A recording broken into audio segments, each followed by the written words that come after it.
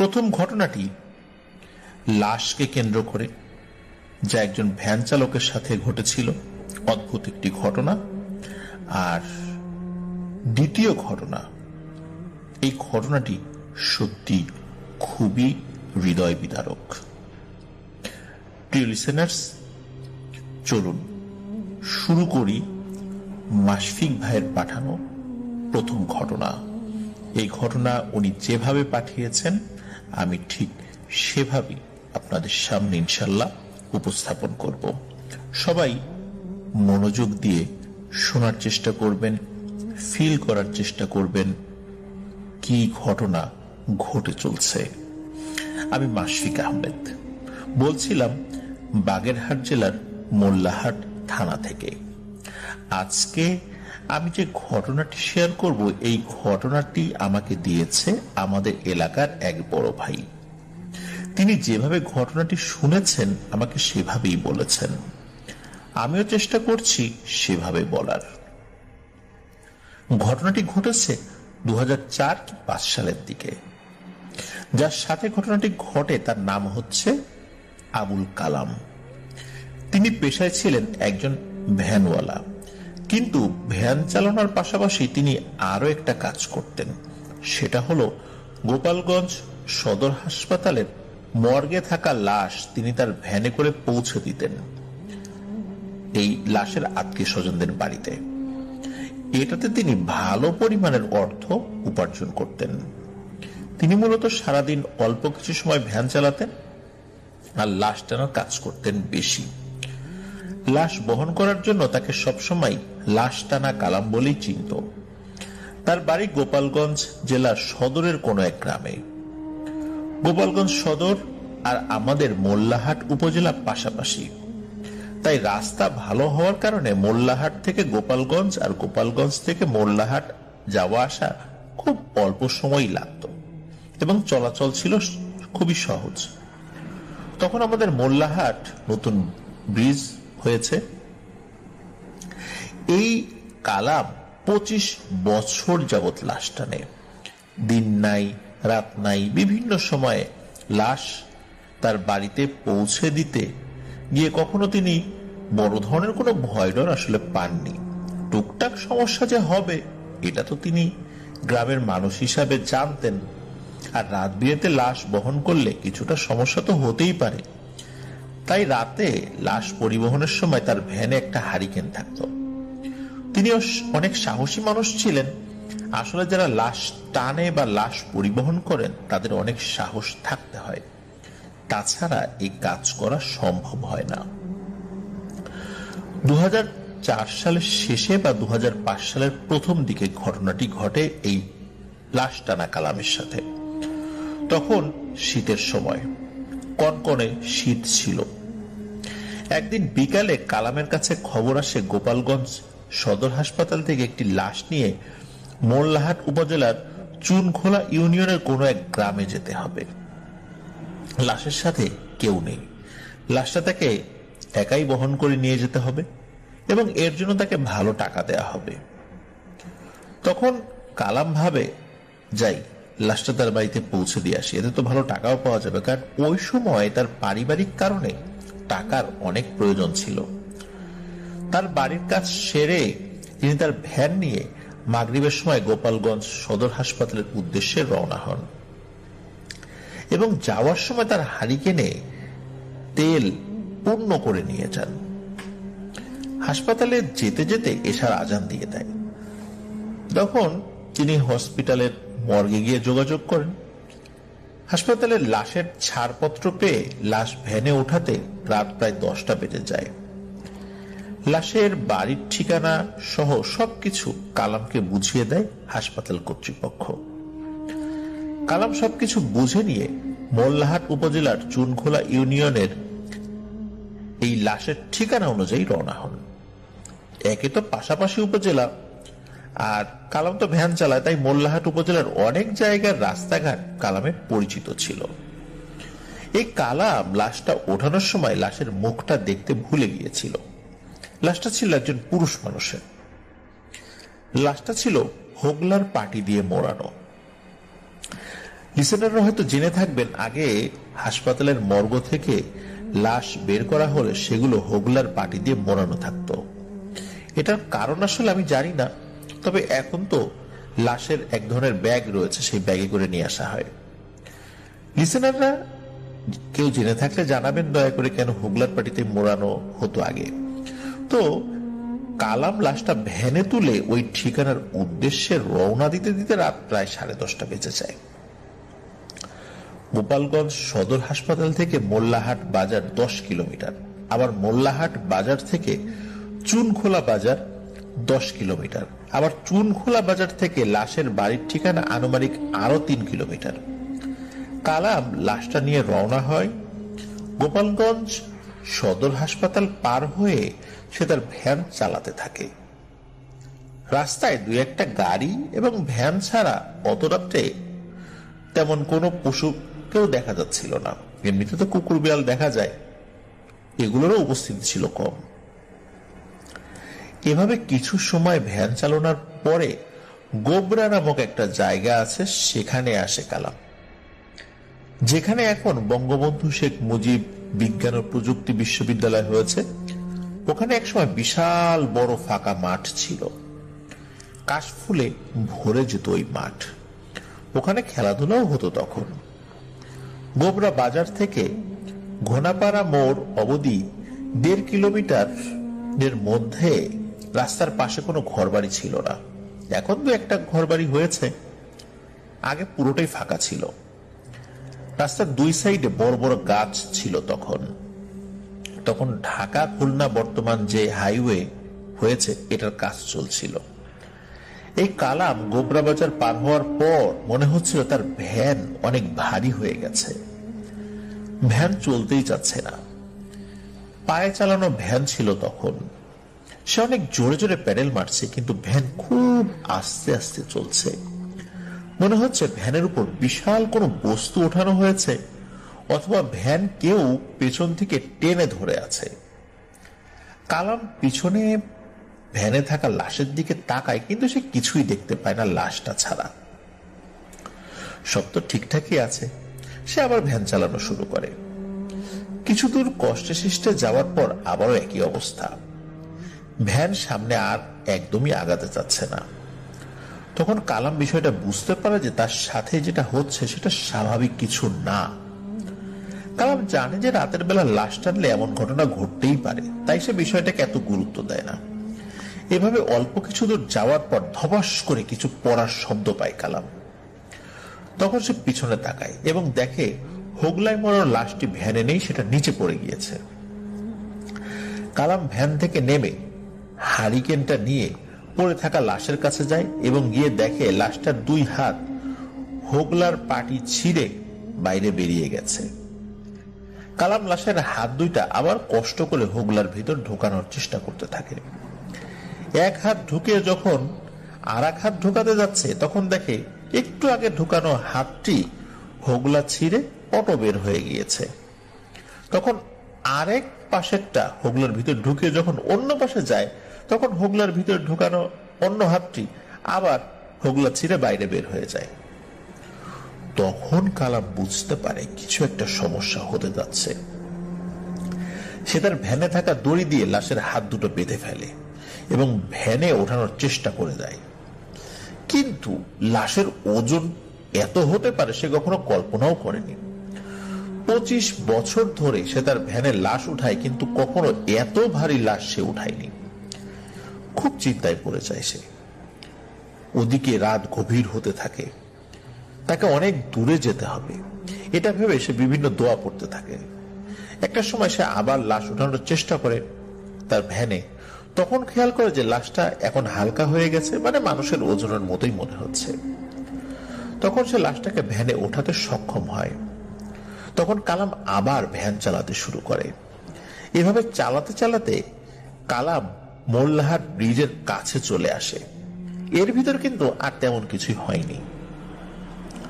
মোল্লাহাট ব্রিজের পাশ দিয়ে নেমে বাজারের রোড ধরে সোজা গিয়ে চুনখোলা ইউনিয়নের রোড ধরতে হবে। সে মোল্লাহাট বাজার পার হয়ে চুনখোলা রোড ধরে ভ্যান চালাতে থাকে।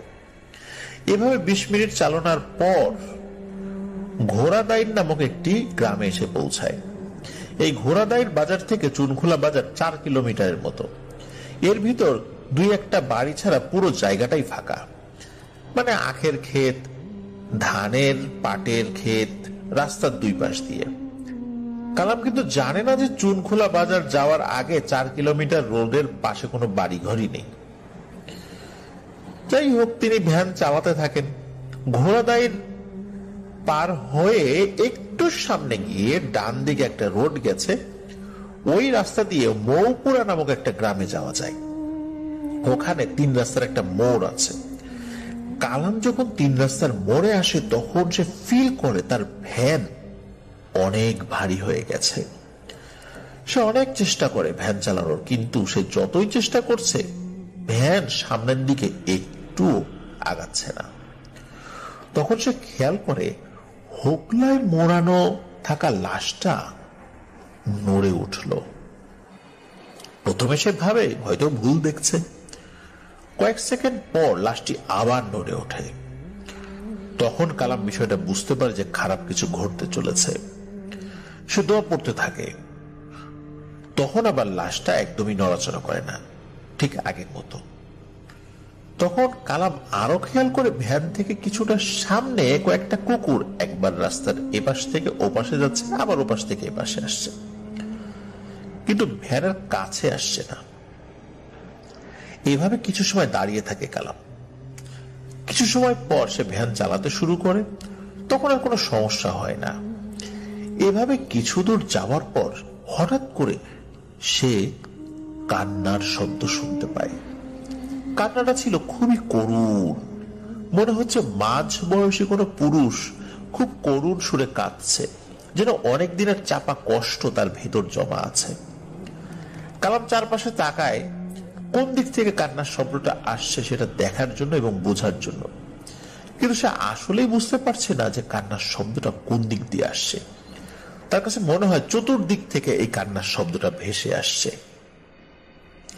কালাম কোনো দিক না তাকিয়ে ভ্যান চালাতে থাকে আর মনে মনে দোয়া দুরুদ পড়তে থাকে। একটা সময় সে চুনখোলা বাজারে এসে পৌঁছায়। চুনখোলা বাজার পর্যন্ত সে চিনত, কিন্তু এখন সে কোন দিকে যাবে সে তো বুঝতে পারছিল না। তখন কালাম কি করবে, কোন দিকে যাবে বুঝছে না। আবার এত রাতে রাস্তায় কোনো মানুষেরও দেখা নাই যে সে কারো কাছে এই লাশের ঠিকানাটা জানবে। সে এদিক সেদিক তাকায়, হঠাৎ সে দেখতে পায় দূরে একটা লোক দাঁড়িয়ে আছে। লোকটার পিঠটা কালামের দিকে মুখ করা, কিন্তু মুখটা সামনের দিকে। লোকটার গায়ে সাদা একটা ফতুয়া পরা। কালাম লোকটাকে দেখে ভ্যান নিয়ে লোকটার কাছে যায় এবং গিয়ে বলে, এই যে ভাই, শুনছেন? লোকটি কোনো কথা বলে না। কালাম লোকটিকে বারবার ডাক দেয়, কিন্তু লোকটি কোনো কথা বলে না, এমনকি ঘুরেও তাকায় না। কালাম তখন হাসপাতাল থেকে দেয়া লাশটির ঠিকানা জানতে চায় লোকের কাছে। তখন লোকটি কথা বলে ওঠে। লোকটি সামনের দিকে মুখ করেই লাশটির ঠিকানা বলে দেয় এবং কিভাবে যেতে হবে সেটাও বলে দেয়, কিন্তু কালামের দিকে তাকায় না। কালাম মনে করে সে হয়তো চোর হতে পারে, মুখ দেখালে সমস্যা, তাই সে তার মুখ দেখাতে চাচ্ছে না। তখন লোকটির দেওয়ার ঠিকানা মতো কালাম ভ্যান চালাতে থাকে। লোকটির দেওয়ার ঠিকানার কাছে চলে আসলে তখন কালাম বুঝতে পারছে না সে কোন বাড়িতে যাবে, মানে লাশটির বাড়ি কোনটা। তখন তার কাছে কোনো ঘড়িও ছিল না এবং তখন রাত কয়টা বাজে সেটাও সে বুঝতে পারছিল না। আর তখন তো এভাবে অনেকের কাছে মোবাইল ফোন ছিল না যে তার কাছে মোবাইল ফোন থাকবে, সে ওই লাশের পরিবারের কোন একটা নাম্বারে ফোন দিয়ে জিজ্ঞেস করবে, এই অবস্থাও ছিল না। কালাম চিন্তা করে এভাবে দাঁড়িয়ে না থেকে পাশে এক বাড়িতে গিয়ে লোকজন ডেকে তুলে তাদের কাছ থেকে লাশের ঠিকানাটা সে জানবে। এসব ভাবতে ভাবতে কালাম খেয়াল করে কিছুটা দূর থেকে একটা লোক হেঁটে আসছে বলে মনে হচ্ছে। তখন কালাম ভাবে এই লোকটার কাছে জানতে চাইবে লাশটার বাড়ি কোনটা। কয়েক সেকেন্ড পরে লোকটা তার কাছে চলে আসে। তখন কালাম লোকটাকে বলে, ভাই, এখানে অমুক বাড়ি কোনটা, যে বাড়িতে এই নামে একজন লোক মারা গেছে? তখন লোকটা কোনো কথা না বলে হাত দিয়ে ইশারা করে একটা বাড়ি দেখিয়ে দেয়। কালাম লোকটার মুখ খুব ভালো করে দেখেছিল। কালাম ভাবে লোকটা হয়তো বোবা, কথা বলতে পারে তাই হাত দিয়ে ইশারা করে দেখালো। কালাম লোকটার হাত দিয়ে ইশারা করা বাড়িতে যায় এবং বাড়িতে গিয়ে দেখে 5-6 জন লোক বসে আছে আর উঠোনে হারিকেন জ্বলছে। তখন সে লাশটা স্বজনদের কাছে লাশটা বুঝিয়ে দেয় এবং ফিরে আসার সময় কি মনে করে লাশের স্বজনদেরকে বলে, লাশটা তো এত দূর থেকে আনলাম, তার মুখটা তো দেখলাম না, মুখটা দেখতে চাই। তখন কালামকে লাশের মুখটা দেখতে দেয়া হয়। কালাম লাশের মুখের দিকে তাকিয়ে চমকে ওঠে এবং লাশের আশেপাশে থাকা মানুষের দিকেও কালাম তাকায়, কিন্তু কাউকে কিছু বলে না। লাশের স্বজন থেকে বিদায় নিয়ে চলে আসে এবং বাড়ির উদ্দেশ্যে ভ্যান চালাতে শুরু করে এবং ভাবতে থাকে, এটা আমি কি দেখলাম। লাশের বাড়ি খোঁজার সময় যে লোকটা হাত দিয়ে ইশারা করে লাশের বাড়ি দেখিয়েছিল, লাশটা আসলে তারই, শুরুর ব্যক্তি না, দ্বিতীয় ব্যক্তি যে বাড়িটা দেখিয়ে দিয়েছিল। কালাম ভাবতে থাকে, একটা মানুষ মরে গিয়ে কিভাবে আবার জীবিত হয়ে তার বাড়ি চিনিয়ে দিল। এটা কালাম কোনো মতেই বুঝতে পারছে না। 25 বছরের লাশ টানার জীবনে এরকমের ঘটনার সম্মুখীন কালাম হয়নি। এখন ভাবছে আর ভ্যান চালাচ্ছে, এভাবে কত সময় চালিয়েছে সে জানে না। হঠাৎ সামনে দেখে যে কিছু লাইট জ্বলছে আর সামনে দোকানপাট। তখন সে বুঝতে পারে সে যে মোটামুটি লোকজনের মধ্যে চলে এসেছে।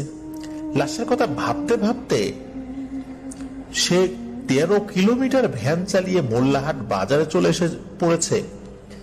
এটা হঠাৎ করে সে ফিল করে। কিভাবে এত পথ মনের অজান্তে চলে আসলো সে নিজেই বুঝতে পারছে না। সে বুঝতে পারছে না তার সাথে কি ঘটছে। মোল্লাহাট বাজার পার হয়ে 1 কিলোমিটার সামনে গেলেই মোল্লাহাট ব্রিজ এবং এই ব্রিজের 100 মিটার আগেই মোল্লাহাটের সরকারি একটি গোডাউন রয়েছে। কালাম যখন ভ্যান চালিয়ে গোডাউনের কাছে আসে তখন তার চোখ যায় গোডাউনের গেটের দিকে। আসল ভয়টা কালাম তখনই পেয়েছিল। এত সময় যা হয়েছে কালাম তাতে তেমন একটা ভয় পায়নি, কারণ লাশ টানতে গেলে এরকম সমস্যা টুকটাক হয়, কিন্তু এবার সে আসলেই মারাত্মক ভয় পায়। কালাম গোডাউনের গেটে থাকা লাইটের আলোতে দেখে একটু আগে যে লাশটি সে রেখে এসেছে সেই লাশটি গোডাউনের গেটের সাথে হেলান দিয়ে দাঁড়িয়ে রয়েছে এবং কালামের দিকে তাকিয়ে রয়েছে। তার শরীর বা মুখ কোনো ধরনের বিকৃত না, মানে বিভৎস কিছু নেই।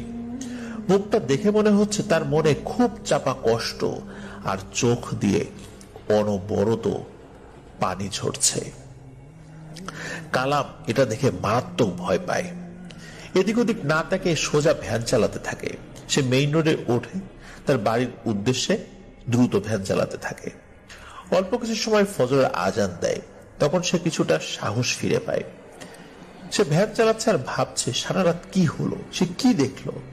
তারপর সে বাড়িতে পৌঁছায়। বাড়িতে গিয়ে সব ঘটনা তার বউকে খুলে বলে। ওই দিন থেকে তার অনেক জ্বর, সে অসুস্থ হয়ে পড়ে। এরপর সে লাশ টানার কাজ ছেড়ে দেয়, শুধু ভ্যান চালিয়ে সংসার চালাতো। আর রাতে সে আর কখনো ভ্যান চালায়নি। কালাম এখনো বেঁচে আছে, ভালো আছে। এটাই ছিল ঘটনা। প্রিয় লিসেনার্স, ওই ব্যক্তিটি যিনি মারা গিয়েছিলেন তিনি তো আর কখনো ফেরত আসবেন না, আর এটা আসলে সম্ভব নয়। আমরা জানি যে কোনো ব্যক্তি মারা গেলে কোনো জিন বা তার সাথে থাকা কারিন জিন তার রূপ ধরে ঘুরে বেড়ায়। এমন অনেক ঘটনা কিন্তু আমরা উপস্থাপন করেছি। আর এই যে লোকটি মারা গেল, সে কেন মারা গিয়েছিল এই বিষয়ে কালাম আর কিছু জানতে পারেনি।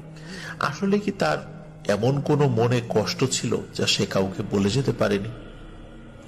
আসলে কি ব্যাপার ছিল, কি ছিল সে রহস্য? এই রহস্য উদ্ঘাটিত হয়নি। প্রিয় লিসেনার্স, আশা করছি এই ঘটনাটি আপনাদের ভালো লেগেছে। আমরা চলে যাব আমাদের এবারের ফ্রাইডে স্পেশাল এপিসোডের সবচাইতে একটি গুরুত্বপূর্ণ ঘটনায়। আমরা দুটি ঘটনা উপস্থাপন করার চেষ্টা করব বলেছিলাম, প্রথমটি তো বললাম, আর দ্বিতীয় ঘটনাটি সত্যি অন্যরকম একটি ঘটনা যা আপনাদেরকে শিহরিত করবে। চলুন কথা না বাড়িয়ে চলে যাই আমাদের এবারের ফ্রাইডে স্পেশালের এপিসোডের দ্বিতীয় এবং শেষ ঘটনায়। যথারীতি এই ঘটনাটিও আমাদের মাশফিক ভাইয়ের পাঠানো। যেভাবে লেখা আছে আমি সেভাবেই পড়ছি। আসসালামু আলাইকুম আফনান ভাই ও প্রিয় লিসেনার্স, আমি মাশফিক আহমেদ বলছিলাম বাগেরহাট জেলার মোল্লাহাট থানা থেকে।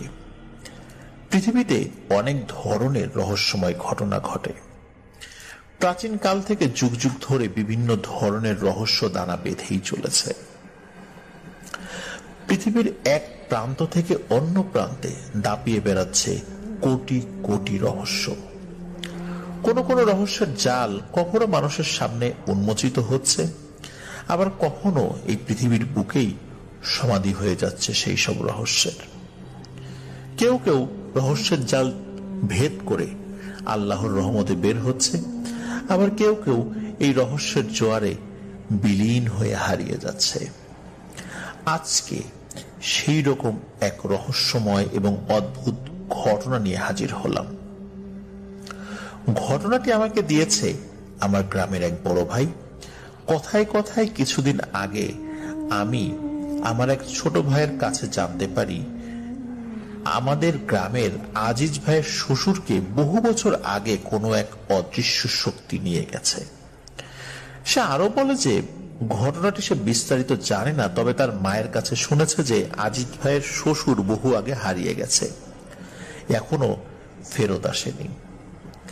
ছোট ভাইয়ের মুখে এই কথা শুনে মনে মনে কিছুটা দুঃখ পাই, আবার এই ভেবে খুশি হই যে আফনান দ্য হরর ওয়ার্ল্ডের লিসেনারদের জন্য একটা অন্যরকম ঘটনা পেতে যাচ্ছি। ছোট ভাইয়ের মুখে এই কথা শোনার দুদিন পর সকাল 11টার দিকে আজিজ ভাইয়ের সাথে দেখা হয়ে যায় আমার। তখন তাকে ডেকে একসাথে বসে কথা বলছিলাম। তখন তার কাছে তার শ্বশুরের সাথে ঘটনার পুরো বিবরণ জানতে চাই। তখন তিনি জোরে একটা দীর্ঘশ্বাস ফেলে বলেন, আব্বাকে কখনো দেখিনি, তার কথা শুনেছি অনেক, জানি না আর কখনো দেখবো কিনা। তখন তাকে বলি, ভাই ঘটনাটার পুরো ডিটেলসটা আমাকে খুলে বলেন। তখন তিনি পুঙ্খানুপুঙ্খ ভাবে ঘটনাটি তুলে ধরেন।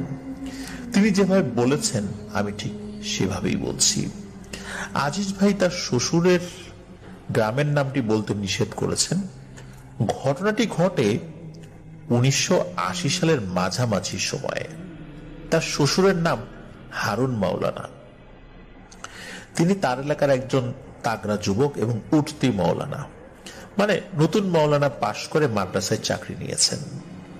তিনি আমাদের পাশের গ্রামের একটি মাদ্রাসায় পড়াতেন এবং সেখানেই থাকতেন। মাদ্রাসাটির নাম বললে মোল্লাহাট থানার সবাই চিনবেন, তাই মাদ্রাসার নামটি উল্লেখ করছি না। মাদ্রাসায় চাকরি নেয়ার কিছুদিনের মধ্যে হারুন মাওলানা এলাকার একজন ভালো মাওলানা হিসেবে পরিচিতি লাভ করেন। মানুষ হিসাবে তিনি যে আবার ছিলেন দাম্ভিকতায় পরিপূর্ণ একজন। কোনো কিছুতে তেমন পরোয়া করতেন না, কাউকে পাত্তা দিতেন না। তিনি একজন সাহসী মানুষ ছিলেন। রাত বিরাতে চলাফেরা, বিভিন্ন জায়গা থেকে ফিরতে প্রায় তার রাত হতো। এক কথায় ভয়ডরহীন একজন মানুষ তিনি। 1980 সালের দিকে তার বয়স ছিল 27 কি 28 বছর। তখন তার 3টা সন্তান ছিল। তার ওয়াইফ সন্তানদের নিয়ে বাড়িতে একাই থাকতেন। আর মাদ্রাসার শিক্ষকতার জন্য এই হারুন মাওলানা মাদ্রাসায় থাকতেন। নতুন চাকরি নিয়েছেন মাদ্রাসায়, দিনকালও ভালো কাটছিল। মাদ্রাসা এলাকার মানুষদের সাথেও তার অল্প দিনে বেশ সখ্যতা গড়ে ওঠে। এই হারুন মাওলানার 2টা ছেলে এবং 1টা মেয়ে ছিল। মেয়েটা ছিল সবার ছোট। তখন তার মেয়ের বয়স ছিল 6 মাসের মতো। হারুন মাওলানা সেই ছোট মেয়েটাই আমাদের আজিজ ভাইয়ের স্ত্রী। একদিন গভীর রাতে হারুন মাওলানা দাওয়াত খেয়ে ফিরছিলেন মাদ্রাসায়। তার সাথে তার ৩-৪ জন ছাত্রও ছিল। তখন গ্রামের রাস্তা ছিল মাটির রাস্তা দিয়ে হাঁটছেন।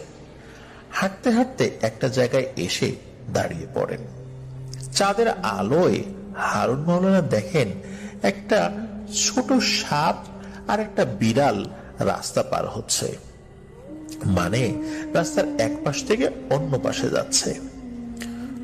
তখন এই হারুন মাওলানা এবং তার ছাত্রদের কাছে কোনো হারিকেন বা টর্চ ছিল না। চাঁদের আলোয় হারুন মাওলানা ও তার ছাত্ররা বিষয়টি দেখছেন। সাপটি খুব ধীরে ধীরে রাস্তা পার হচ্ছিল।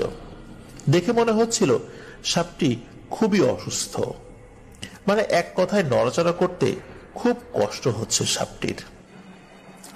পাশে থাকা বিড়ালটি তার পা দিয়ে সাপটিকে ঠেলছে, তারপরও রাস্তা পার হতে সাপটির খুব কষ্ট হচ্ছে। সাপটির রাস্তা পার হতে দেরি দেখে হারুন মাওলানা অস্থির হয়ে যান। পাশ কাটিয়ে যেতে পারতেন, কিন্তু তিনি সাপটি আর বিড়ালটি রাস্তা থেকে পার না হলে যাবেন না এমন ভাব ধরে আছেন। সাপটি আর বিড়ালটি রাস্তা পার হতে দেরি করছে এটা দেখে হারুন মাওলানা পা দিয়ে মাটিতে কয়েকবার আঘাত করে বিড়াল আর সাপটিকে ভয় দেখানোর চেষ্টা করেন যাতে তারা তাড়াতাড়ি সরে যায়।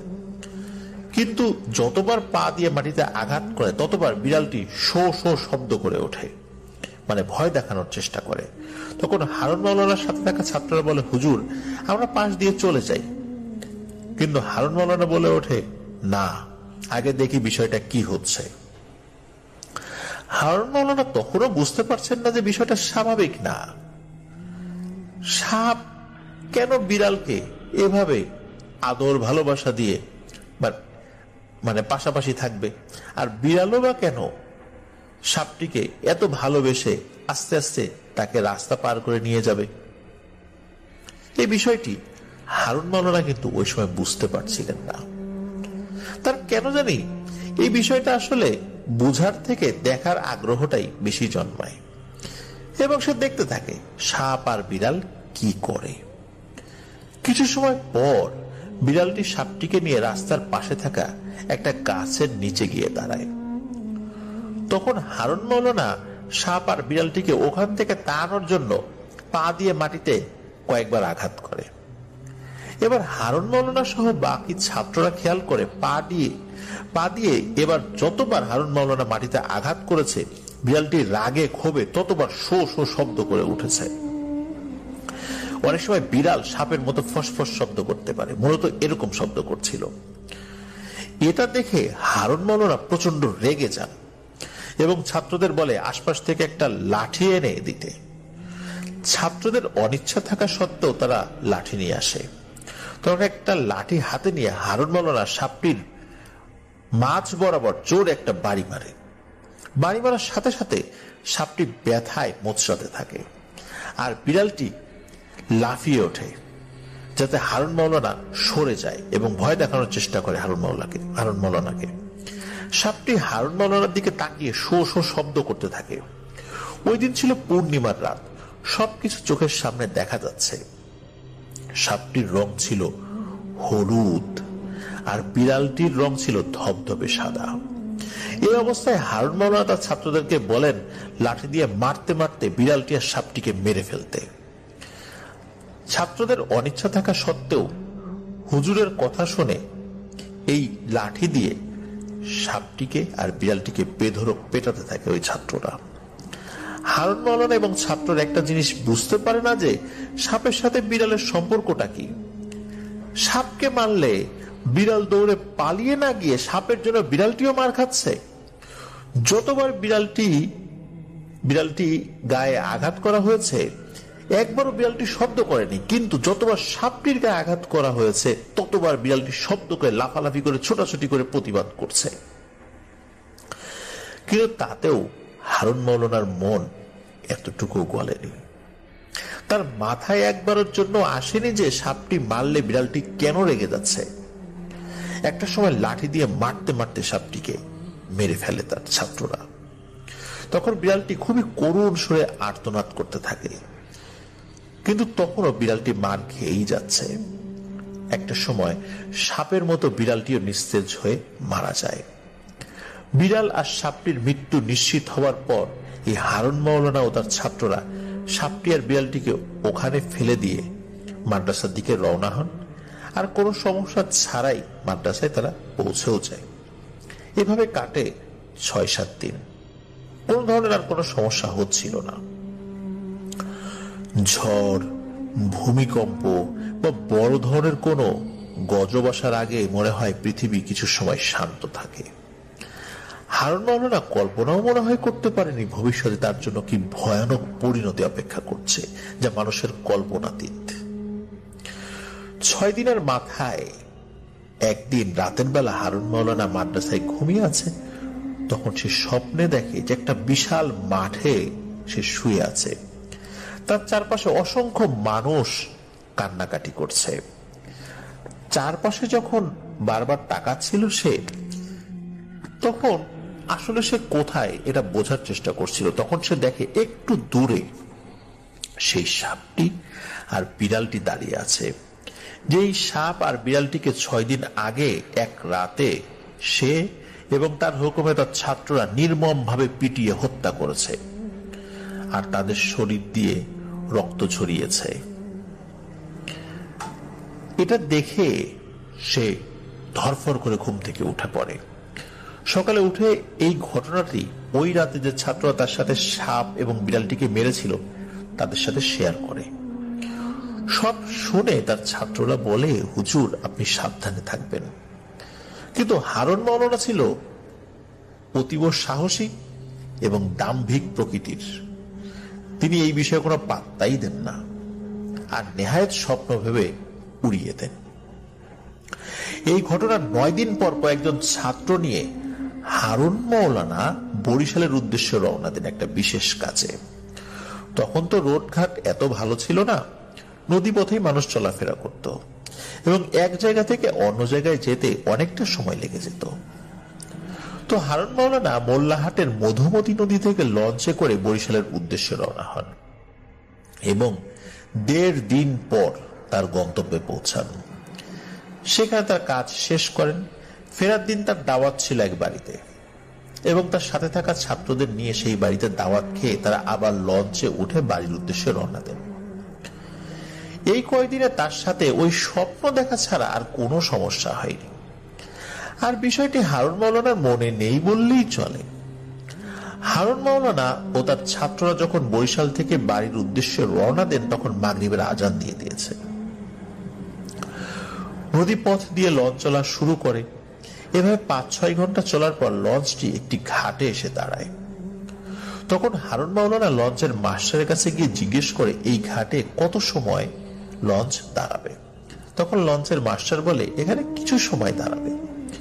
তখন হারুন মাওলানা চিন্তা করে যে ছাত্রদের নিয়ে একটু ঘাটে নামি, অনেক সময় তো বসে আছি, একটু হাঁটাহাঁটি করলে ভালো লাগবে। তখন হারুন মাওলানা তার ছাত্রদেরকে নিয়ে নিচে নামে এবং হাঁটাহাঁটি করতে থাকে। ঘাটটি ছিল খুবই ছোট।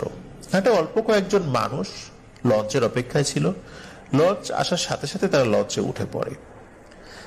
ঘাটের আশেপাশে ছিল বড় বড় বাঁশ বাগান আর তাল গাছ। হাঁটাহাঁটির একটা পর্যায়ে হারুন মাওলানার প্রাকৃতিক হালকা কাজের জন্য চাপ দেয়। তখন তিনি তার ছাত্রদের বলেন, তোমরা এখানে থাকো, আমি পাশে গিয়ে একটু জরুরত সেরে আসি। তখন তিনি ঘাটের পাশে থাকা বাগানের ওদিকে যান। এদিকে ছাত্ররা অপেক্ষা করতে থাকেন হুজুরের জন্য। কিন্তু ৫ মিনিট, ১০ মিনিট, ২০ মিনিট হয়ে যায়, হুজুর আর আসে না। তখন লঞ্চের মাস্টার ছাত্রদের বলে, আপনারা লঞ্চে উঠে পড়েন, এখনই ছেড়ে দিব। তখন ছাত্ররা বলে, আমাদের হুজুর অনেক সময় হয়ে গেছে একটা জরুরত সারার জন্য এই পাশেই গেছে, কিন্তু এখনো ফেরত আসেনি। তখন লঞ্চের মাস্টার সহ ছাত্ররা মিলে টর্চ লাইট নিয়ে হুজুর যেদিকে গিয়েছিল সেদিকে খুঁজতে বের হয়। তখন কিন্তু সন্ধ্যা নেমে গেছে। লঞ্চ থেকে নামার সময় অন্ধকারে খোঁজার জন্য লঞ্চের মাস্টার টর্চ নিয়ে বের হয়েছিলেন। ছাত্র আর লঞ্চের মাস্টার মিলে হারুন মাওলানাকে খুঁজতে থাকেন। তারা তাল গাছের গোড়ায় গিয়ে দেখে হারুন মাওলানা উনি যে টুপিটা পরতেন সেই টুপি পরে আছে, কিন্তু হুজুরের কোনো খবর নেই। তারা আশেপাশে তন্ন তন্ন করে খোঁজে, কিন্তু হুজুরকে কোথাও পায় না। এদিকে রাত হয়ে যাচ্ছে। এই সময় তারা আশেপাশের মানুষজনকেও ডাকতে পারছে না খোঁজার জন্য, কারণ আশেপাশে লোকজন নাই বললেই চলে। সবাই মিলে খুব চিন্তায় পড়ে যায়। সবাই বুঝতে পারে হুজুর কোনো বিপদে পড়েছে। এদিকে অনেক দেরি হওয়ায় লঞ্চের মাস্টার বলে, এভাবে কত সময় খুঁজবো, লঞ্চে যাত্রীরা বসে আছে, আপনারা চলেন, এখনই লঞ্চ ছেড়ে দিব। হুজুর যদি কোথাও গিয়ে থাকেন তাহলে তিনি তো পরে আসতে পারবেন, লঞ্চ তো সবসময় এখানে আসে, আপনারা এত রাতে এখানে থাকার কোনো প্রয়োজন নাই, চলেন লঞ্চ ছেড়ে দিব। একরকম হতাশ আর নিরুপায় হয়ে ছাত্ররা তাদের হুজুরকে রেখে সেই পড়ে থাকা হুজুরের টুপিটা নিয়ে বাড়ির উদ্দেশ্যে রওনা হন। পরদিন দুপুরে তারা মোল্লাহাট এসে পৌঁছান। ওই দিন মাদ্রাসায় এসে মাদ্রাসার যিনি প্রধান শিক্ষক, যাকে মোহতামিম বলা হয়, এই মোহতামিম হুজুরকে ঘটনাটি খুলে বলেন। মাদ্রাসায় বিষয়টি জানাজানি হয়ে যায়। সবাই চিন্তায় পড়ে যায় যে হুজুর কোথায় গেল। সবাই চিন্তায় পড়লেও মনে মনে সবাই ভাবে হুজুর হয়তো ফিরে আসবেন, কিন্তু কেউ কল্পনাও করেনি হুজুর কি ভয়ানক পরিণতির সম্মুখীন হয়েছেন। এভাবে একদিন যায়, 2 দিন যায়, 3 দিন যায়, হুজুর আর আসে না। তখন হুজুরের এই বিষয়টি তার পরিবারের কাছে জানানো হয়। এদিকে হুজুরের নিখোঁজ হওয়া শুনে তার পরিবার কান্নায় ভেঙে পড়েন। হুজুরের মা বাবা খুব চিন্তিত হয়ে পড়েন, কি করবেন বিষয়টা কেউই বুঝতে পারছেন না।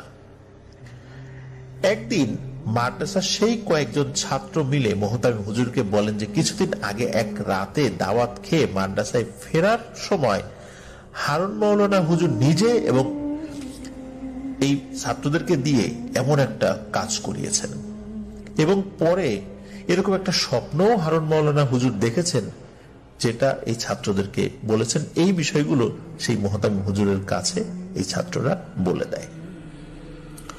তখন মূলত মোহতামিম হুজুর বুঝতে পারেন যে এই হুজুরের হারিয়ে যাওয়া কোনো সাধারণ বিষয় নয়, এটার পেছনে নির্দিষ্ট কারণ রয়েছে।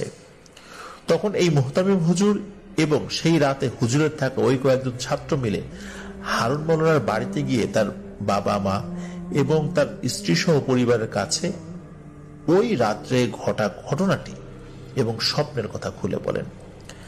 এটা শুনে হারুন মাওলানার পরিবার বুঝতে পারে যে হারুন মাওলানা বড় ধরনের বিপদে পড়েছে।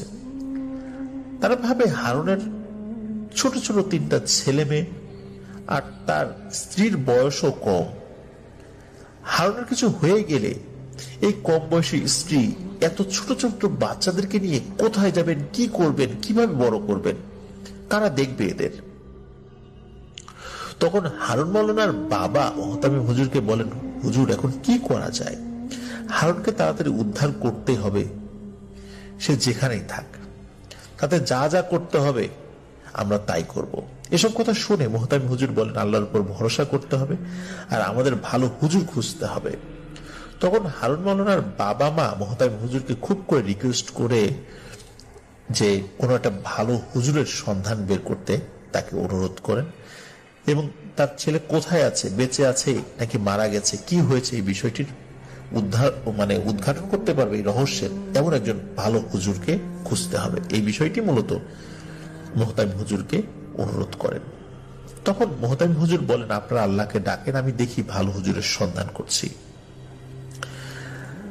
প্রিয় লিসেনার্স, আপনারা হয়তো জেনে থাকবেন গত 300-400 বছর ধরে মুঘল আমল, ব্রিটিশ পিরিয়ড, পাকিস্তান পিরিয়ড এবং বাংলাদেশ আমলে আমাদের দক্ষিণ অঞ্চলে অনেক বড় বড় মাপের পীর, আউলিয়া এবং কামেল মানুষদের আনাগোনা ছিল। এখন বিষয়টা অনেকটা তলানিতে গিয়ে ঠেকেছে, কিন্তু একটা সময় এই দক্ষিণ অঞ্চলে অনেক আলেম ওলামারা ছিলেন যারা বড় বড় ধরনের কাজ করতেন। হুজুর খুঁজতে খুঁজতে হারিয়ে যাওয়ার পর প্রায় 10 দিন পার হয়ে যায়, আর এই সাপ আর বিড়াল মারা যায় টোটাল 12 দিন, 12 দিন হয়েছে, মোট 22 দিন পার হয়ে যায়। হারুন মাওলানার কোনো খবর নাই। একটা জলজন্ত মানুষ এভাবে চোখের সামনে হারিয়ে যাবে, এটা হারুন মাওলানার পরিবার, তার ছাত্ররা আর তার মাদ্রাসার সহকর্মীরা কিছুতেই মেনে নিতে পারছে না। আর হারুন মাওলানার যে সমস্ত পরিচিত ব্যক্তিবর্গ ছিলেন, যাদের সাথে তার সখ্যতা গড়ে উঠেছিল, এনারাও কিছুতেই মেনে নিতে পারছিলেন না। আর মাদ্রাসার প্রধান শিক্ষক বা মুহতামিম হিসাবে তারও একটা দায়িত্ব এসে পড়ে। তার একজন শিক্ষক এভাবে হারিয়ে গেল, উনি কোনো পদক্ষেপ নেবেন না। উনিও নিজের থেকে যতদূর সম্ভব চেষ্টা করে যাচ্ছিলেন। হারুন মাওলানার হারিয়ে যাওয়ার 12 দিন পর হারুন মাওলানার মা এক রাত্রে স্বপ্নে দেখেছিলেন তিনি একটা অদ্ভুত জায়গা দিয়ে হাঁটছেন। আশেপাশে কোনো মানুষ নেই, বড় বড় গাছপালা দিয়ে ভরা। এমন গাছ, এমন জায়গায় সে আগে কখনো দেখেনি। হঠাৎ সে একটা করুণ কান্নার আওয়াজ শুনতে পায়। সে কান্নার আওয়াজ কোন দিক দিয়ে আসছে সেটা খেয়াল করতে থাকে। তখন কান্নার আওয়াজের শব্দ আস্তে আস্তে বাড়তে থাকে। তখন সে বুঝতে পারে কান্নার আওয়াজটা তার খুব পরিচিত, কিন্তু সে মনে করতে পারছে না যে আওয়াজটি কার। তখন একটা আওয়াজ ভেসে আসে, মা, আমি খুব কষ্টে আছি, আমার অনেক কষ্ট হচ্ছে, মা আমাকে বাঁচাও, মা আমাকে বাঁচাও, ও মা আমাকে বাঁচাও। হঠাৎ হারুন মাওলানার মায়ের ঘুম ভেঙে যায়। সে তড়িঘড়ি করে উঠে অঝোরে কাঁদতে থাকে। কোন সন্তানের এই করুণ আর্তনাদ শুনলে কোনো মা কি ঠিক থাকতে পারে? তার কান্না শুনে তার স্বামী ঘুম থেকে উঠে পড়ে এবং তার স্ত্রীকে জিজ্ঞেস করে, কি হয়েছে, এত রাতে এইভাবে কাঁদছো কেন? তখন হারুন মাওলানার মা স্বপ্নের কথা তার স্বামীকে খুলে বলে। আর তার স্বামী তাকেও জড়িয়ে ধরে কাঁদতে কাঁদতে বলে যে আমাদেরকে চেষ্টা করতে হবে, এভাবে কান্নাকাটি করলে তো হবে না। কিন্তু পিতা হয়েও তিনিও তার কান্না তো ধরে রাখতে পারছেন না, কিভাবে সান্ত্বনা দিবেন তার স্ত্রীকে। যাই হোক, ওনারা ওই রাত্রের মতো ঘুমিয়ে গিয়েছিলেন। পরদিন ভোরে হারুন মাওলানার যেই মাদ্রাসা যেখানে তিনি পড়াতেন, সেই মাদ্রাসায় এই হারুন মাওলানার বাবা আসেন এবং হারুন মাওলানার বাবা মুহতামিম সাহেবকে তার স্ত্রীর স্বপ্নের বিষয়টি খুলে বলেন। মুহতামিম সাহেব স্বপ্নের কথা শুনে খুবই চিন্তিত হয়ে পড়েন এবং অস্থির হয়ে পড়েন। কি যে করবেন বুঝতে পারছিলেন না। ওই দিন বিকেলে এই মুহতামিম হুজুর তার এক বন্ধুর মাধ্যমে যশোরের এক বড় কামেল হুজুরের সন্ধান পান। তিনি তার বন্ধুর মাধ্যমে এটাও জানতে পারেন যে হুজুর এখন অনেক বৃদ্ধ, কিন্তু বয়সকালে এমন অলৌকিক জিনিসের সমাধান তিনি হরহামেশাই করেছেন। তিনি এক সময়ে এইসব রহস্যের সূত্র উদ্ঘাটনে অদম্য এবং পারদর্শী ছিলেন। কিন্তু এখন তিনি এসব কাজ করেন না, কারণ অনেক বয়স হয়ে গিয়েছে, তো ধকল সামলাতে পারেন না। তাই তারপরেও চেষ্টা করে দেখতে পারেন যে কোনো তথ্য বের করা যায় কিনা। তো মুহতামিম সাহেব বিষয়টি হারুন মাওলানার বাবাকে জানান। তিনি ছেলেকে ফিরে পাওয়ার জন্য 7 সমুদ্র 13 নদী পাড়ি দেওয়ার উপক্রম। মুহতামিম হুজুর তার বন্ধুর কাছ থেকে হুজুরের ঠিকানা রেখে দেন। পরদিন সকালেই এই হারুন মাওলানার বাবা এবং মুহতামিম হুজুর রওনা হন যশোরের উদ্দেশ্যে। মোল্লাহাট ফেরিঘাট থেকে লঞ্চে করে খুলনা হয়ে সেখান থেকে যশোরের সেই হুজুরের বাড়িতে পৌঁছাতে সন্ধ্যা হয়ে যায়। অবশেষে তারা ঠিকানা মতো হুজুরের বাড়ি পৌঁছান। তারা হুজুরকে ডাকেন, হুজুর বের হয়ে আসেন। তারা দেখেন হুজুর 80 কি 85 বছরের একজন বৃদ্ধ, সাদা পাঞ্জাবের টুপি পরা, বয়সের ভারে কিছুটা নড়ে চড়ে হাঁটেন। তিনি এসে তাদেরকে সালাম দিলেন, তারাও সালামের উত্তর দেন। তখন হুজুর বললেন, আপনারা কারা, কোথা থেকে এসেছেন? তখন হারুন মাওলানার বাবা এবং মুহতামিম হুজুর বলেন, আমরা অনেক দূর থেকে এসেছি, বড় বিপদে পড়ে। তখন হুজুর বলেন, ভেতরে আসেন। তাদের ভেতরে বসতে দেয়। তখন হুজুর বলেন, কি হয়েছে খুলে বলেন আমাকে। তখন হারুন মাওলানার বাবা বলে যে আমার ছেলের নাম হারুন, সে মাদ্রাসায় পড়ায়, আমার সাথের মানুষটি ওই মাদ্রাসার বড় হুজুর। বেশ কিছুদিন আগে এক রাত্রে আমার ছেলে দাওয়াত খেয়ে মাদ্রাসা আসার সময় এমন একটা কাজ করে ফেলেছে এবং কিভাবে তার ছেলে নিখোঁজ হয়েছে স্বপ্নে তার স্ত্রী কি দেখেছে পুরো বিষয়টা ওই হুজুরকে খুলে বলেন। তখন সবকিছু শুনে হুজুর বলেন, থাক আর বলতে হবে না, আসলে আপনাদের কথা শুনে আমি বুঝতে পেরেছি হারুনের সাথে খারাপ কিছু ঘটেছে এবং সে এখন আমাদের নিয়ন্ত্রণে নেই। কিন্তু এই সমস্যা অত্যন্ত জটিল। আমার এখন বয়স হয়ে গেছে, আমি বয়সকালে এরকম বহু কাজ করেছি, চেষ্টা করেছি মানুষের উপকার করতে, কিন্তু এ সকল কাজে মানুষের মৃত্যুর ঝুঁকি থাকে। আমি এখন বৃদ্ধ, সেই আগের মতো দম দিয়ে কাজ করতে পারি না, অনেক কিছু মনে রাখতে পারি না। এই কাজগুলো করতে গেলেও কিছু ধারাবাহিকতা মেনটেন করতে হয়, কিন্তু বয়সের কারণে তো অনেক কিছুই এলোমেলো হয়ে যায়, ভুলে যাই। আপনাদের ফিরিয়ে দিতে আমার খারাপ লাগছে, কিন্তু আমার কি করার আছে বলুন? এ সকল কাজ কি এখন আমার বয়সের সাথে যায়? তখন হারুনের বাবা অঝরে কাঁদতে থাকেন আর হুজুরকে জড়িয়ে ধরে বলেন, হুজুর, আমার ছেলে কোথায় আছে, কেমন আছে, বেঁচে আছে কিনা, কি হয়েছে? যদি সম্ভব হয় তাকে ফিরে আনা যায় কিনা একটু দেখেন। হারুনের মা হারুনের পথ চেয়ে বসে আছে। হারুনের ছোট ছোট 3টা বাচ্চা, ওদের কি হবে? ওর স্ত্রীর কি হবে? ও ছাড়া তো আমাদের আর কেউ নেই। আল্লাহ আছেন, কিন্তু আমাদের সামনের পথে এগোনোর স্বপ্ন তো হারুন। হুজুরও ওই হুজুরকে অনেক বোঝান। হুজুর আসলে হারুনের পরিবারের কথা শুনে আর হারুনের বাবার অঝরে কান্না দেখে তার মন গলে যায় এবং বলেন যে আপনি কাঁদবেন না, আসলে আমার বয়স হয়ে গেছে, অনেক কিছুই তো আসলে ঠিকঠাক মতো করতে পারি না, তাও শেষবারের মতো চেষ্টা করে দেখি, আল্লাহর সাহায্য চাই, দেখি কোনো সন্ধান পাই কিনা। তবে আমি নিশ্চয়তা দিতে পারছি না যে কাজ আমি সফলতার সাথে করতে পারবো। আমার জীবনে অনেক মানুষের উপকার করেছি, কিন্তু আমার মনে হয় এই বিষয়টা আমাকে অনেক ভোগাবে।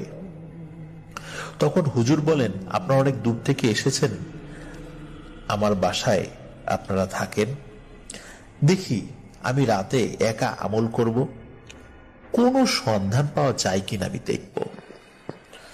তখন হারুন মৌলানার বাবা আর মুহতামিম সাহেব একটু হলেও আশায় বুক বাঁধেন, হয়তো ফিরে পেতেও পারেন হারুনকে, কিন্তু হতাশা কিন্তু রয়েই যায়।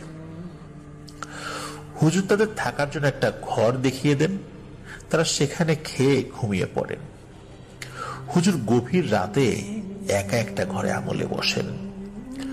ভোরে ফজরের নামাজের সময় হুজুর হারুন মৌলানার বাবা আর মুহতামিম সাহেবকে ডেকে তোলেন এবং অবাক করা অল্প কিছু তথ্য দেন। হুজুর বলেন, আমি আমার অনুগত জিন ছাত্রদের ভিতর কয়েকজন দক্ষ জিনকে পাঠিয়েছিলাম খবর নিতে যে হারুন কোথায় আছে। তারা অনেক খোঁজাখুঁজি করেছে, কিন্তু তেমন কোনো সন্ধান দিতে পারেনি। তবে তারা এটা বলেছে যে জিনেরা হারুনকে নিয়ে গেছে। বিস্তারিত তথ্য জানার জন্য তাদের সাথে আরো বেশ কিছু জিনকে আমি পাঠিয়েছি, যে কোনো মূল্যে হারুনের সন্ধান নিয়ে আসার জন্য। আপনার আল্লাহর কাছে দোয়া করেন, হয়তো তাড়াতাড়ি কোনো তথ্য আমরা পাবো ইনশাল্লাহ। ওই দিন সকাল গড়িয়ে দুপুর, দুপুর গড়িয়ে রাত, ঈশার নামাজ পড়ে খেয়ে দিয়ে সবাই শুয়ে পড়েছে।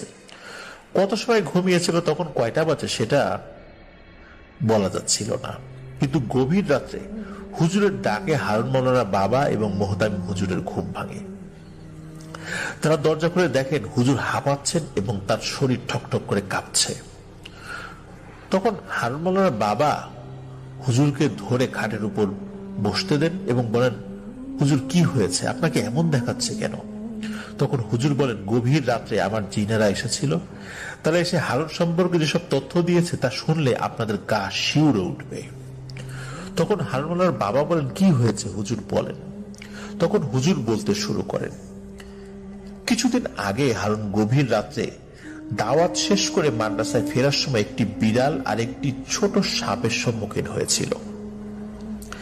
আসলে তারা ছিল দুটো হিন্দু জিন। বিড়ালটা ছিল ভাই আর সাপটি ছিল তার ছোট এবং আদরের একমাত্র বোন। তারা আশেপাশে কোথাও দাওয়াত খেতে এসেছিল। তারা মূলত ভারতের কোনো একটা প্রদেশ থেকে এই জায়গায় এসেছিল এক আত্মীয় বাড়িতে। এরা ছিল তাদের এলাকার স্বনামধন্য একটা গোত্রের সর্দারের একমাত্র ছেলে এবং মেয়ে। দাওয়াত খেয়ে তারা বাইরে ঘুরতে বের হয় এবং জিনের মেয়েটি পড়ে গিয়ে পায়ে ব্যথা পায়। তখন তার ভাই তাকে ধরে নিয়ে সেই আত্মীয়ের বাড়িতে ফিরছিল। এমন সময় হারুন এবং তার ছাত্ররা ওই রাস্তা দিয়ে আসে এবং তাদের মুখোমুখি হয়ে যাওয়ার কারণে তারা তাদের সুরত পরিবর্তন করতে পারেনি। আর জিনের যে মেয়েটি, যেহেতু সে পায়ে ব্যথা পেয়েছিল, তাই সে সাপের আকৃতি ধারণ করেছিল যাতে বুকের উপর ভর করে চলতে পারে। আর জিনের ছেলেটি সে বিড়ালের আকৃতি ধারণ করেছিল এবং তারা খুব আস্তে আস্তে রাস্তা পার হচ্ছিল। কিন্তু তারা হারুন মাওলানা এবং তার সাথে থাকা ছাত্রদের কিন্তু কোনো ক্ষতি করেনি। হারুন মাওলানা নিজে আঘাত করে এবং তার ছাত্রদেরকে দিয়ে নির্মমভাবে ওই বাচ্চা ছেলে এবং বাচ্চা মেয়েকে মেরে ফেলে। লাঠি দিয়ে যখন আঘাত করছিল সাপটিকে, তখন তার ভাই যে বিড়াল বেসেছিল, ওই বিড়াল জিনটি বারবার লাফিয়ে উঠে শো শো শব্দ করে নিষেধ করছিল যে তার বোন পায়ে ব্যথা পেয়েছে, তাকে যেন না মারে, তাকে যেন দয়া করে। কিন্তু তাতেও এই হারুন মাওলানার মন গলেনি। মৃত্যু নিশ্চিত হওয়া অবধি বেধড়ক মারতে থাকে এই জিনের ছেলে এবং মেয়েকে। কয়েকটা বাড়ি মারার পরই সাপটি মানে মেয়ে জিনটি মারা গেলে বিড়ালটি বোনকে রেখে চলে যায়নি। তার বোনকে এভাবে রেখে সে যেতে পারেনি। সে জানে এখানে থাকলে তার মৃত্যু নিশ্চিত। তারপরেও সে বোনের প্রতি ভালোবাসা দেখিয়ে সেখান থেকে যায়নি। সেও হারুন মাওলানা তার ছাত্রদের লাঠির আঘাতে নির্মমভাবে মৃত্যুবরণ করে। তখন কাছাকাছি কোনো জিন না থাকায় বিষয়টি কারো সামনে পড়েনি। পরে জিনটির বাবা মা তাদের খুঁজতে বের হলে তখন গাছের নিচে তাদের সন্তানকে মরে পড়ে থাকতে দেখে। তার জিনের বাবা মার সাথেই মূলত তারা এসেছিল, আর দাওয়াত খেতে গিয়েছিল তারা ভাই বোন। জিনের বাবা মা তাদের আত্মীয়ের বাড়িতেই ছিল। মূলত সেই আত্মীয়ের সাথেই খুঁজতে বের হয় তাদের দেরি দেখে, যখন তারা আসতে দেরি করছিল। তাদের গায়ে রক্ত জমাট বেঁধে আছে এবং সারা শরীরে অজস্র লাঠির দাগ ছিল। এটা তার বাবা মা দেখে। এটা দেখে ওই মেয়ে জিন এবং ছেলে জিনের বাবা মা মারাত্মকভাবে রেগে যান। তারা জানতে পারেন তাদের সন্তানকে কারা মেরেছে। তারাও সুযোগের অপেক্ষায় থাকেন কখন হারুন মাওলানাকে পাবেন।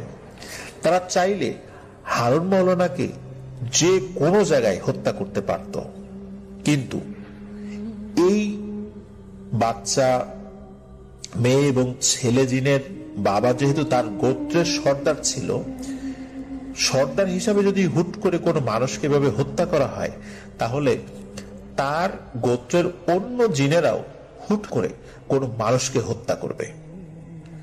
তখন এই বিষয়টি আসলে তার গোত্রের যে শৃঙ্খলা, এই শৃঙ্খলাটাকে নষ্ট করবে। এই কারণে মূলত এই সর্দার জিন সে তার সন্তান হত্যার বিচার নিজের হাতে করেনি। সে চেয়েছিল যে তাদের দেশে নিয়ে গিয়ে বিচারের মাধ্যমে হারুন মাওলানাকে শাস্তি দিতে। হারুন মাওলানাকে মাটিতে গেড়ে ফেলতে পারত জিনেরা, কিন্তু সেটা তারা করেনি। তারা সুযোগ মতো হারুনকে তুলে নিয়ে গেছে। হারুনকে তুলে নিতে 1000 শক্তিশালী হিন্দু যে ছিল, তুলে নেওয়ার সময় যদি কোনো বাধা পড়ে তাহলে সবকিছু লন্ডভন্ড করে ফেলত। হারুনকে তারা তাদের রাজ্য ভারতের একটা প্রদেশে নিয়ে গেছে। কোনো এক বদ্ধ ঘরে তাকে রেখে দেওয়া হয়েছে, কিন্তু তার বিচার এখনো হয়নি। তবে খুব তাড়াতাড়ি তার জিনদের সামনে তার বিচার করা হবে। এসব কথা শুনে হারুন মাওলানার বাবার মোহতামিম সাহেব যেন আকাশ থেকে পড়েন। ভয়ে তাদের মুখের দিকে তাকানো যাচ্ছে না। তখন হুজুর আরো বলেন, আমার জিনেরা আয়নার মাধ্যমে আমাকে দেখিয়েছে হারুন কোথায় আছে। আমি আয়নায় দেখলাম হারুন একটা বন্ধ ঘরে তালাবদ্ধ আছে এবং সেখানে বসে সে কান্নাকাটি করছে, কিন্তু আমি চিনি না এবং জানিও না জায়গাটা কোথায়। শুধু দেখলাম হারুনের এই অবস্থা। তখন হারুন মাওলানার বাবা বলেন, হুজুর তাহলে কি আমার ছেলেকে আমরা কখনো ফিরে পাবো না? তাকে কি মেরে ফেলা হবে? তখন হুজুর বলেন যে আমি আমার জিনদের কাছে সমাধান জানতে চেয়েছি। তারা ওখানে গিয়ে ওখানকার জিনেদের ভেতর যারা সমাজ চালায় তাদের সাথে কথা বলে কোন একটা সমাধানের পথ বের করা যায় কিনা সেটা দেখবে বলেছে। দেখি কি করা যায়। পরদিন বিকালে হুজুরের জিনেরা আরো একটা তথ্য দেয়। ভারতীয় উপমহাদেশের হিন্দু অধ্যুষিত যে এলাকা, ওখানকার যিনি প্রধান মানে রাজা, তার কাছের কয়েকজনের সাথে কথা বলে জানা গেছে আগামী অমাবস্যাতে হারুন মাওলানার বিচার বসবে। সেখানে ভারতীয় উপমহাদেশের হিন্দু অধ্যুষিত এলাকার যিনি রাজা তিনি উপস্থিত থাকবেন এবং তিনি সব শুনে রায় দেবেন। তার রায়টা মানতে সবাই বাধ্য থাকবে।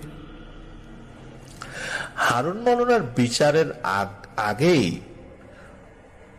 কিন্তু এই ব্যাপারটা সমাধান যদি করা যায় তাহলে ভালো হয়।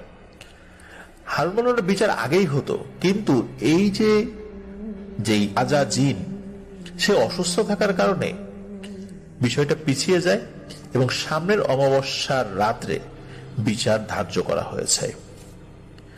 আর রাজা তার রাজ্যের স্বনামধন্য জিনদের কে নিয়ে এই বিচার কার্য পরিচালনা করবেন।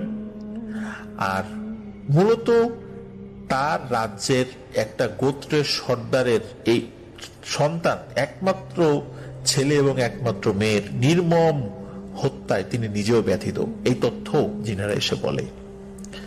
এবং জিনারা এটাও বলে যে তিনি তাদের আইনে যে শাস্তি এসে সেই শাস্তি তাকে দেবেন। তখন হুজুর তার জিনদেরকে বলেন, রাজার কাছে গিয়ে আমার সালাম জানাও এবং বলো যে আমি তার সাথে দেখা করতে চাই, এবং সেটা খুব তাড়াতাড়ি এবং এই বিচারের আগেই। তখন তার জিনেরা তার বার্তা নিয়ে সেই হিন্দু জিনদের রাজার কাছে যান এবং তাকে অনুরোধ করেন তার সাথে দেখা করার জন্য। জিনেরা ওই রাজাকে এটাও বলেন যে হারুন মাওলানার বাবা এই হুজুরের দায়িত্ব নিয়েছেন হারুনকে উদ্ধার করার জন্য। জিনেদের রাজা প্রথমে রাজি না হলেও একটা সময় রাজি হন এবং বলে, আচ্ছা ঠিক আছে, আজ রাত্রে আমি তার বাড়িতে যাব, গভীর রাত্রে তিনি যেন আমার জন্য অপেক্ষা করেন, আর এই কথা উনি ছাড়া আর কাউকে যেন উনি না জানান। জিনেরা এসে এই কথা হুজুরকে জানান। তখন হুজুর এই সকল কথা হারুন মাওলানা এবং মোহতামিম সাহেবকে শুরুতে বলেননি, তবে এতটুকু বলেছিলেন যে হারুন মাওলানাকে উদ্ধার করার জন্য উনি চেষ্টা চালিয়ে যাচ্ছেন। এদিকে হারুন মাওলানার বাবা এবং মোহতামিম হুজুর চিন্তিত হয়ে পড়েন যে কি হচ্ছে না হচ্ছে, কি হবে না হবে, এটা নিয়ে তারা প্রচন্ড রকমের পেরেশানিতে পড়ে যান। এসবের শেষই বা কোথায়? ওদিকে হুজুর রাতের বেলা অপেক্ষা করতে থাকেন।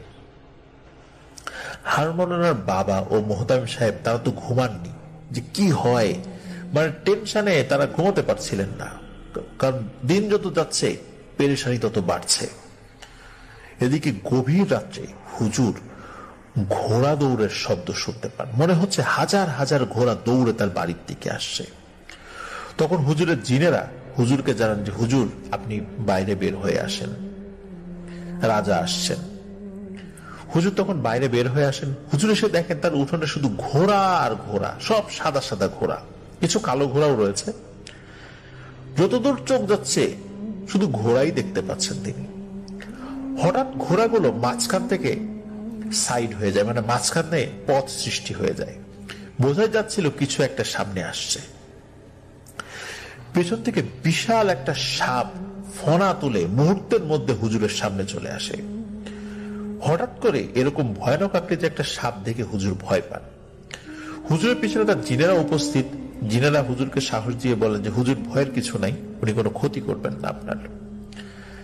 পিছনে হুজুরের জিন ছাত্ররা তো আছে, আর সামনে ওই হিন্দু জিন রাজা এবং তার সৈন্য বাহিনী নিয়ে হুজুরের সামনে উপস্থিত। পরিস্থিতি কেমন হতে পারে একবার ভাবলেই আমরা বুঝতে পারবো প্রিয় লিসেনার্স। থমথমে অবস্থা, শুনশান নীরবতা। সব নীরবতা ভেঙে হিন্দু জিনের রাজা ওই সাপের শুরুতেই বলে ওঠে, হুজুর আপনি আমার সাথে দেখা করতে চেয়েছেন, আমি নিজেই আপনার খোঁজ খবর নিয়ে আপনার কাছে হাজির হয়ে গেছি। আপনি সম্মানী মানুষ, তাই আপনার সম্মানটা আমি রেখেছি। আশা করি আপনি কোনো ঝামেলা করবেন না। আপনি আর যাই বলেন, হারুনকে বাঁচানোর কোনো কথা বলবেন না। ও যেটা কাজ করেছে সেটা সুস্পষ্ট হত্যা। এটা কোনো ভুল না, ভুল করে সে কোনো কাজ করেনি। আর হত্যার যে শাস্তি সেটা তো সে পাবেই। বাকি ছাত্ররা যারা আঘাত করেছিল ওদের কোনো দোষ ছিল না। হারুন তাদেরকে মারতে বাধ্য করেছিল। তাদের অনিচ্ছা থাকার পরও তারা কাজটি করতে বাধ্য হয়। আর ওরা যেহেতু অল্প বয়স্ক আর ইচ্ছে করে করেনি, তাই ওদেরকে মাফ করে দিয়েছি। আগামী অমাবস্যার রাত্রে তার বিচার কার্য পরিচালনা করা হবে। তখন হুজুর বলেন, বিচারটা কি আমাদের সামনে করা যায় না? হারুন তো বুঝতে পারেনি যে ওটা জিন ছিল। বুঝলে কি সে এটা করত? নিশ্চয়ই করত না। তার বাবা মা তার জন্য সারাদিন কাঁদে। তার 3টা সন্তান। হারুনের কিছু হলে তার সন্তানের কি হবে? তখন জিনের রাজা বলে, হারুনেরও তো সন্তান আছে, তাই না? কিন্তু আমার জাত ভাইয়েরও তো 2টা সন্তান ছিল। হারুন নির্মম ভাবে তাদের হত্যা করে। যখন কোন জিনেরা আপনাদের সন্তানকে হত্যা করে, তখন আপনারা তো ঠিকই সেই জিনদেরকে হাজির করে তাদেরকে কষ্ট দেন, বোতলে বন্দি করেন, নদীতে সাগরে ফেলে দেন, মাটিতে পুঁতে ফেলেন, এমনকি তাদেরকে হত্যা করতে দ্বিধাবোধ করেন না। তাহলে আপনাদের সন্তানদের হত্যা করলে বিচার আছে, আমাদের সন্তানদের হত্যা করলে কোনো বিচার নাই? আমাদের সন্তানদেরকে হত্যা করলে আমরা যদি বিচার করি, এটা কি কোনো অন্যায়? এই কথা শুনে হুজুর একদম চুপ হয়ে যান। কি উত্তর দেবেন আসলে এই কথার? আর ওই হিন্দু রাজা এটাও বলেন যে অন্যায়ের শাস্তি তো আপনাদের ধর্মেই বলা হয়েছে। কি হুজুর, বলা নাই যে কেউ যদি ইচ্ছাকৃতভাবে হত্যা করে তার শাস্তি কি হবে? আপনাদের ধর্মেও যেমন রয়েছে, আমাদের ধর্মেও রয়েছে। আমরা হিন্দু ধর্ম অনুসরণ করি, আপনারা ইসলাম ধর্ম অনুসরণ করেন, কিন্তু ধর্মের মূল বিধান কিন্তু আমরাও মেনে চলি। আর আমরা যদি খারাপ হতাম তাহলে আরো ভয়ানক কিছু হতে পারত এই হারুন মাওলানার পরিবারের সাথে। কিন্তু এটা কিন্তু হয়নি। আমরা ভালো, তাই এটা আমরা করিনি। আর আপনাকে বলছি, হারুনের আশা ছেড়ে দিন। আমাদের আইন মেনেই ওর শাস্তি হবে। কেউ ওকে রক্ষা করতে পারবে না সৃষ্টিকর্তা ছাড়া। তখন হুজুর বলেন, বিচার কার্য কি আমার উপস্থিতিতে করা যায় না? তখন কিছু সময় চুপ থাকার পর ওই সাপের সুরতে আসা জিনের রাজা বলে ওঠেন, আমাদের বিচারের সময় আমাদের জাতি মানে জিন জাতি ছাড়া কেউ উপস্থিত থাকতে পারে না। তবুও আপনি যখন বলছেন, আপনাকে আমি বিচারের সময় থাকার অনুমতি দিলাম। তবে একটা বিষয় মনে রাখবেন, আপনি সম্মানিত মানুষ। আশা করি আমরা যেভাবে আপনাকে সম্মান করলাম, আপনি আপনার সম্মান বজায় রাখবেন। আপনি বা কোনো মানুষ যদি হারুনকে উদ্ধারের বিষয়ে আমাদের সাথে ন্যূনতম কোনো ঝামেলা করে, তার বংশ কিভাবে নির্বংশ করতে হয় তা কিন্তু আমাদের ভালো করে জানা আছে। তখন জিনের রাজা হুজুরের অনুগত জিনদেরকে বলেন যে সামনের অমাবস্যার দিন হুজুরকে তোমরা নিয়ে আসবা। আর এখানে যারা উপস্থিত আছে, আমার যারা সভাসদ, তারাও বিষয়টা অবগত থাকলো। তারাও আমার সেনাবাহিনীর সদস্যদেরকে বলে দেবে যে তোমরা হুজুরকে নিয়ে আসলে তারা যেন সসম্মানে আমার কাছে নিয়ে আসে। তো এখন আমরা আসি, এই বলে সাপটি আস্তে করে আকাশের দিকে উঠে যেতে থাকে। একটা সময় মিলিয়ে যায়। উঠানো থাকা ঘোড়াগুলো দৌড়াতে দৌড়াতে হুজুরের সামনে মিলিয়ে যায়। এই সব কিছু এই হারুন মাওলানা আর এই যে হারুন মাওলানার বাবা এবং মোহতামিম হুজুর কিন্তু জানালার ফাঁকা দিয়ে দেখছিলেন। কারণ হলো এই জিনের রাজা যখন আসে এবং ঘোড়ার শব্দ যেটা হয়, এটা ওনারা খুব মৃদুভাবে শুনেছিলেন। মূলত কৌতূহল হয়েই ওনারা এটা দেখেছিলেন। কিন্তু কি কথা যে হয়েছে এটা আসলে ওইভাবে ভালো করে বুঝতে পারেনি। তবে এগুলো দেখে তার তো ভয় কাঁপতে থাকে। পরদিন সকালে হুজুর হারুন মাওলানার বাবা আর মোহতামিম হুজুরকে ডেকে বলেন, আগামী শুক্রবার অমাবস্যা, আমি সেখানে যাব, দেখি বিচারে কি হয়, আপনারা এখন চলে যান। তখন এই হারুন মাওলানার বাবা এবং মোহতামিম হুজুর বলেন যে হ্যাঁ, রাত্রে তারাও দেখেছেন তার সাথে কথা বলা, মানে ওই হিন্দু জিনের রাজার সাথে কথা বলা। তখন হুজুর বলেন, আপনারা তো দেখেছেন, তবে দেখে কাজটা যদিও ভালো করেননি, কিন্তু তারপরেও বাড়িতে ফেরত যান, আল্লাহ আল্লাহ করেন, দেখি কোনো সমস্যার সমাধান হয় কিনা। এরপর হারুন মাওলানার বাবা এবং মোহতামিম হুজুর মোল্লাহাট চলে আসেন। পরের শনিবার হারুন মাওলানার বাবা আর মোহতামিম সাহেব যশোর সেই বাড়িতে যান, মানে সেই হুজুরের বাড়িতে যান। কারণ শুক্রবার অমাবস্যার রাত ছিল, কি বিচার হলো, কি অবস্থা হলো সেটা তো জানার খুব আগ্রহ তাদের। স্বাভাবিক, কি হলো হারুন মাওলানার, এটা তো জানতেই হবে। যেতে যেতে সন্ধ্যা হয়ে যায়। দেখেন হুজুর নামাজ পড়ে বসে আছেন, আর তাদের দেখে হুজুর বলে ওঠেন, পারলাম না, আমাকে ক্ষমা করবেন। তখন হারুন মাওলানার বাবা অনেক কান্নাকাটি করেন। পরে হুজুর তাকে সান্ত্বনা দিয়ে অমাবস্যার রাত্রে বিচারের সময় কি হয়েছিল সেই ঘটনাটি খুলে বলেন। হুজুর বলেন, অমাবস্যার রাত্রে আমার জিনেরা আমাকে নিতে আসে। তারা আমাকে বলে তাদের কাঁধে হাত দিয়ে চোখ বন্ধ করতে। কয়েক সেকেন্ড পরে বলে হুজুর চোখ খোলেন। আমি চোখ খুলে দেখি এ এক অন্য জগৎ, বিশাল বিশাল সাইজের মানুষজন, আশেপাশে হাজার হাজার বিশাল দেহী জিনেরা দাঁড়িয়ে আছে। কেউ ধুতি পরা, কেউ আলখেল্লা পরা। মূলত ওটা হিন্দু অধ্যুষিত এলাকা। ওখানে মুসলিম জিনেরাও রয়েছে, কিন্তু ওদের রাজা হিন্দু জিন। ওখানে সবাই মিলেমিশে থাকে। বিভিন্ন জন বিভিন্ন ধরনের জামা কাপড় পরে আছে। দেখলাম সেখানে সাধুও রয়েছে, পণ্ডিতও রয়েছে, আবার মুসলিম মনীষীরাও রয়েছেন, যারা জিন মনীষী এরকম। ওখানে সবাই খুব ভালো মতোই বসবাস করছেন। হিন্দুদের যত রকমের জাত রয়েছে, সব ধরনের জাতের জিনেরাই সেখানে উপস্থিত রয়েছে। আমাকে একটা চেয়ার দেয়া হলো। সেখানে বিশাল বড় এক মাঠের মাঝখানে বিচার বসেছে। সেখানে দেখি বিশাল এক চেয়ার। সবাইকে দেখে মনে হয় সবাই কারোর জন্য অপেক্ষা করছে। এদিক ওদিক তাকাচ্ছি, বিশাল বিশাল দেহী জিনগুলো আমাকে দেখছে।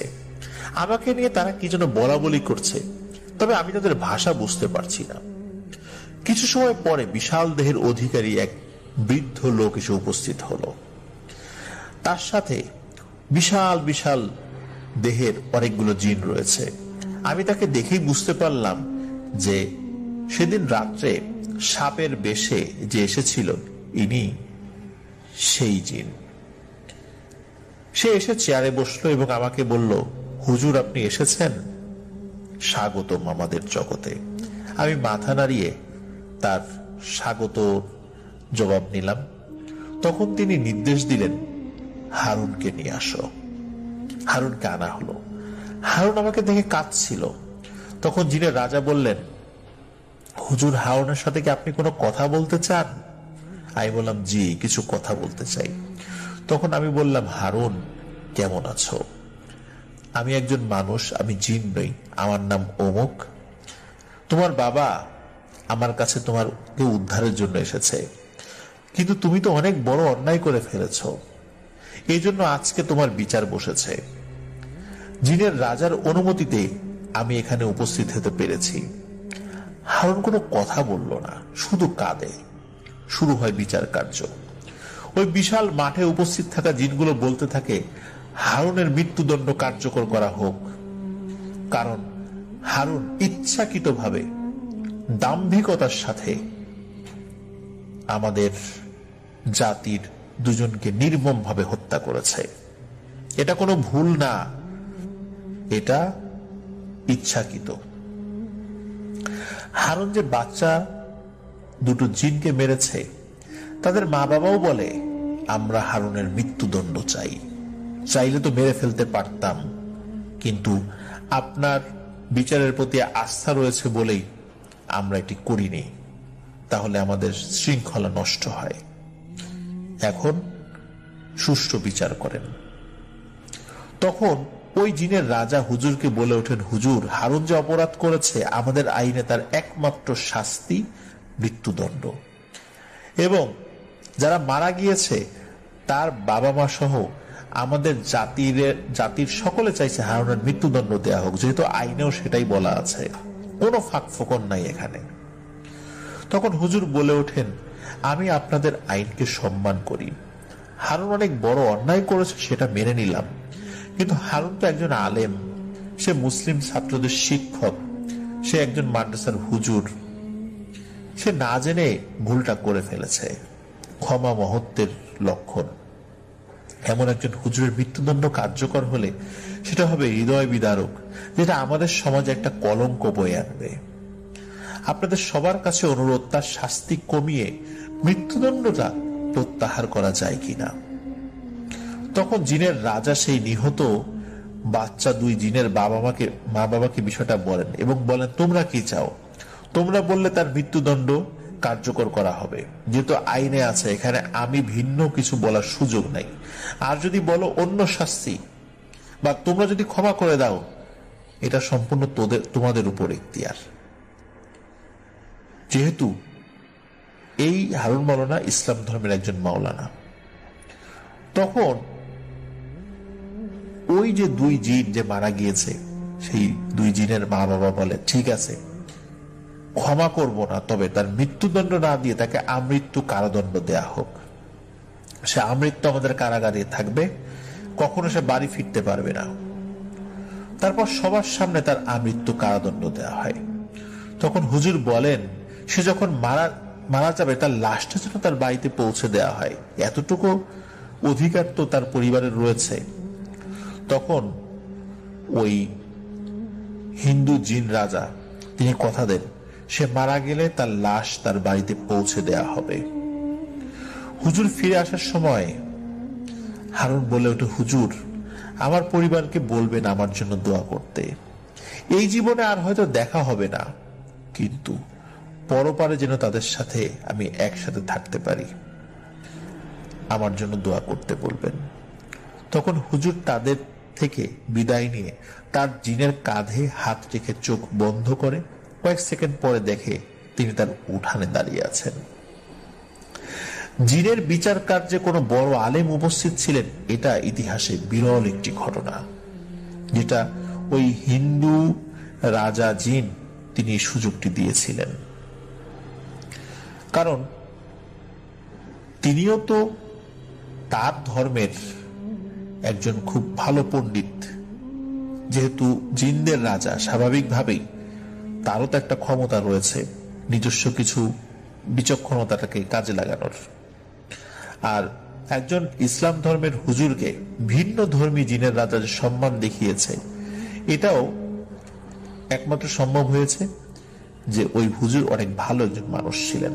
এই কারণে সম্মানী মানুষ আসলে যে কোনো জগতেই সম্মান পায়, এটা আল্লাহই দিয়েছেন। যাই হোক, হুজুরের কথা শুনে হারুন মাওলানার বাবা অনেক কান্নাকাটি করেন এবং ছেলের আশা ছেড়ে দিয়ে বাড়িতে চলে আসেন।